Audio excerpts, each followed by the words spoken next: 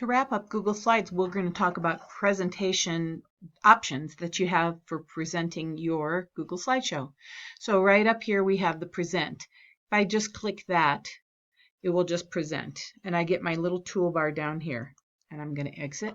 I also have this option right here. I can go to the presenter view and use this new audience question and answer, which I think is just a great tool. Anybody that has internet access on a phone, an iPad, a computer, laptop, they can ask questions while you're presenting. So right here, I've got my presenter view, and you can see this on your laptop if you have it set up so that your laptop is showing this, but you're presenting on the screen and you're presenting over here. If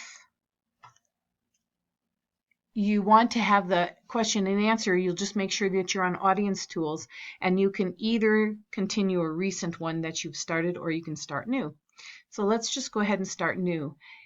Then you'll give people, actually you don't really need to give people, they'll have this on every slide that you're showing, that will show, and people can access that on their phones or their laptops or whatever. So let's go ahead, and I'll go ahead and do that.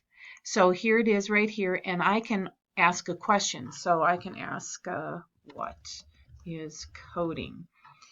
And submit this. People can submit it anonymously as well. So you really can't see that unless you come back to your presenter view and you've got your audience tools, and I can actually present this now if I want people to see a question that a lot of other people are asking. It's a really nice feature. And the other thing that it does for you is if you're giving a presentation in class and you want your students to be asking questions along with this, you can do that, and you can leave this going, or you don't even have to leave this going. If I go ahead and get out of my presentation, I can always access my presentation view by going to Tools, and then I can go to Question and Answer History, and then I can just go ahead and check the last one that I just did. Nope, that isn't the last one that I just did. Sorry.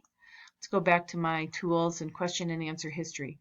Must be this one right here, and there it is. When somebody asks a question, kids or adults or whoever's looking at this page right here will see all these questions pop up.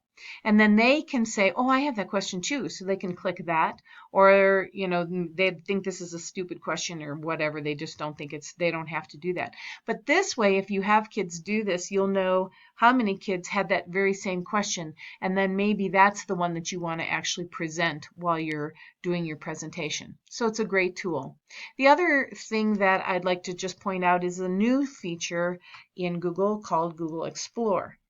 It's going to be in all of the different apps, but for right now, it's in Sheets and also in Slides. So if you click that, it will auto-create. It'll give you some other layout options for other other ideas that you might want to see for your presentation. So you can see the different layouts that it gives me choices. So it's Google Explore, and again, to get there, you'll see this little star down at the bottom of your page. And hopefully you've learned a little bit about Google Slides.